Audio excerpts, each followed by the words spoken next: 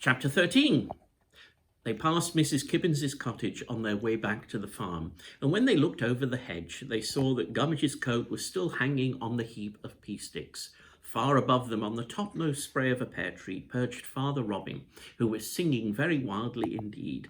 "Can't we get the coat now?" asked Susan. But she knew as she spoke that it would be impossible, for Mrs. Kibbins's head showed above the row of geranium pots in the window. When they went into the farm kitchen, they saw that a stranger was standing by the open doorway. He was a queer little bent-up man, dressed in an old velveteen coat and breeches. He was talking to Mrs. Braithwaite in a high, thin voice. "I saw your scarecrow was gone," he said, "and I thought maybe as how—" "The master can make another for himself as easy as not," interrupted Mrs. Braithwaite. "We don't need to pay to have an old face carved out of a turnip." "There's luck in Tatey Bogles," replied the old man. "Some of them are queer, and some are lucky, and some are no use at all. I've been making them for 50 years, and I should know something about them. I made the one that stood in 10-acre field about 12 months ago, when I was hedging and ditching." "I don't waste time in talking," said Mrs. Braithwaite snappily.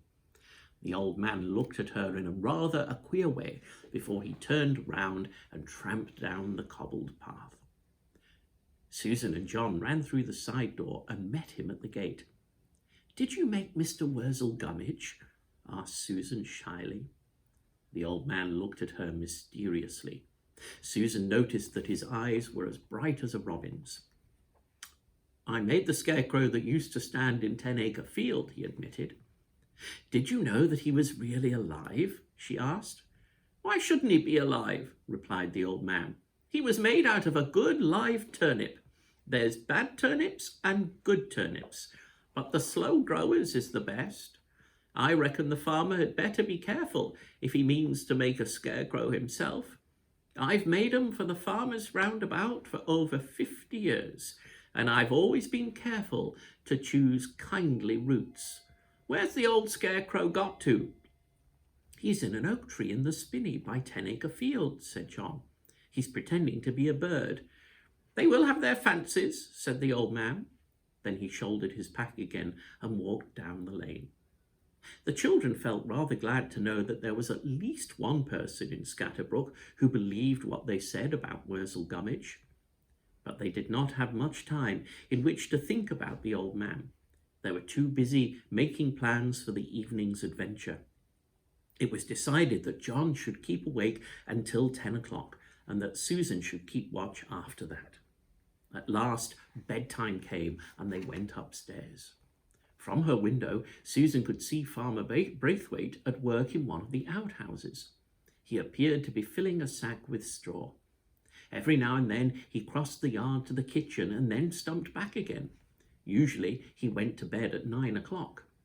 "You're never going to 10-acre tonight," called Mrs. Braithwaite from the kitchen. "Yes, I am," replied the farmer. John felt rather troubled. He was dreadfully afraid that Gummidge might leave his nest and go for a walk in his old field, and so meet the farmer. As he was thinking about this, the yard door shut with a bang, and he guessed that the farmer had gone. It was 9:30 before John heard the sound of his returning boots. There followed the noise of jarring bolts and snecking window catches as the farmer and his wife made the house safe for the night. After that, Susan kept watch until 11 o'clock, when she roused John. The whole house seemed restless. Boards creaked as the children set foot on the stairways, and the doors, however carefully they might be unlatched, yawned loudly, like fitful sleepers half aroused from dreams. Every clock seemed determined to sound the alarm, so loud was its ticking. At last, however, the front door bolt rasped back into its socket. The last dying squeak of the hinges wore itself out, and the children stood safely in the little porch and looked about them. They had never been out and alone in the night before, and for a minute or two they waited while the shadows slipped along the garden wall. "Come on," said John a little breathlessly, and he took Susan's hand. The hedges on either side of the lane seemed to have thickened during the night. The bushes seemed larger, fuzzier, and more important. If it had not been for the friendly rustlings of birds among the twigs, Susan might have been frightened. John was rather scared. But when they reached the village, they felt quite adventurous again. It was fun to be out in the night and to see above the familiar walls little pairs of drawn blinds, the closed eyelids of the houses. "I expect Mrs. Gibbons looks funny in bed," whispered John. "I'm glad she doesn't know we're here," said Susan. "Isn't it lovely to think that nobody in the world knows that we are here unless Gummidge has guessed?" They opened Mrs. Gibbons's gate and then tiptoed down the garden path till they reached the patch of earth. Docks and groundsel brushed wet leaves against their legs, and the earth felt sticky beneath their feet as they walked to the pile of pea sticks. "It's still here," whispered John. Then very, very gently, so as not to disturb Mrs. Robin, he lifted the coat from a forked stick. "It's absolutely sodden," whispered Susan as she felt the damp coat. "I do hope the robin babies are safe still inside the eggs. It would be dreadful to be hatched with rheumatism." "I wonder if we shall hear the eggs chipping," said John. "It's so still tonight that we might hear anything." "Come on," said Susan, who was afraid of Mrs. Gibbons waking up, and they hurried away. "I hope Gummidge won't interfere with the eggs," said John as they walked up the village street again. "I hope he won't want to open them before they are ready. He is so awfully impatient, and he might look rather frightening to a newly hatched robin." "Especially to one that wasn't used to scarecrows," added Susan. "You can't be used to scarecrows when you are inside an egg," argued John. "You can't even have heard about them." "Not unless Mrs. Robin has shouted to them through the cracks," said Susan. They walked on in silence, then, until they came to the corner of 10-Acre Field. "Why, there's Gummidge!" cried Susan. A familiar-looking figure was flapping tattered coat sleeves in the middle of 10-Acre Field. A little breeze had set up, and the scarecrow seemed to be moving more briskly than usual. "Let's creep up behind him and surprise him," whispered John. So they picked their way as quickly as possible over the long furrows. Soon they stood exactly behind the scarecrow. "Boo!" said Susan, but there was no reply. "I suppose he's sulking as usual," said John.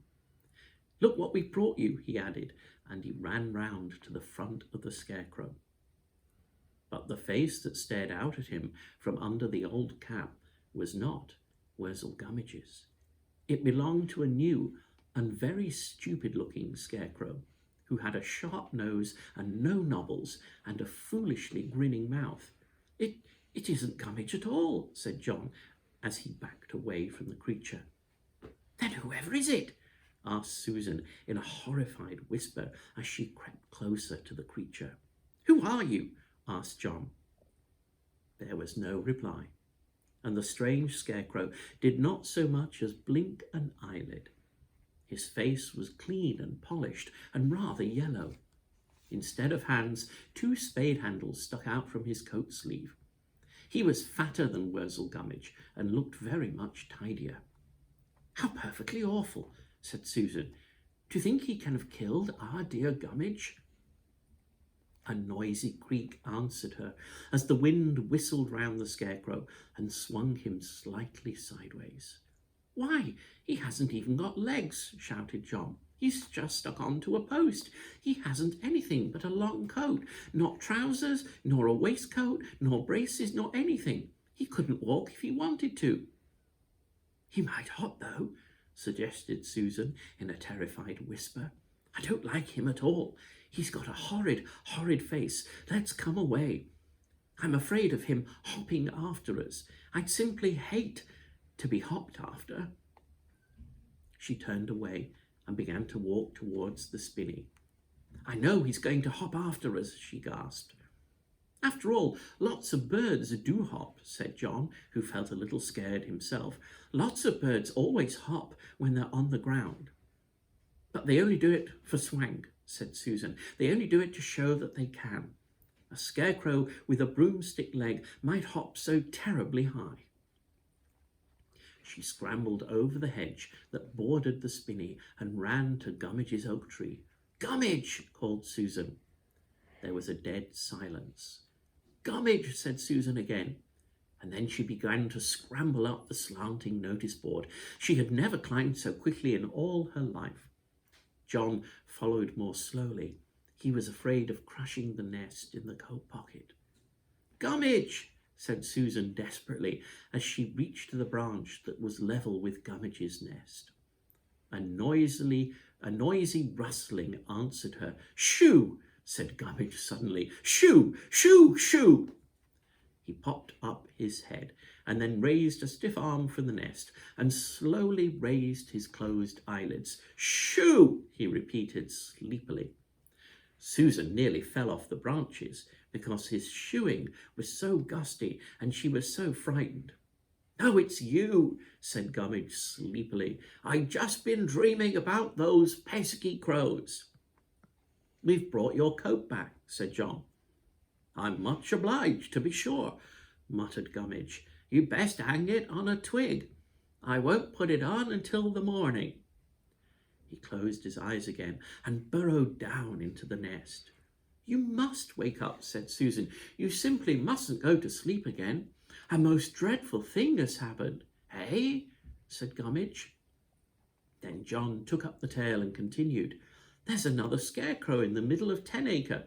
He's standing in your old place, and he wouldn't speak to us. He's only got one leg." "And quite enough too for the likes of him," snapped Gummage.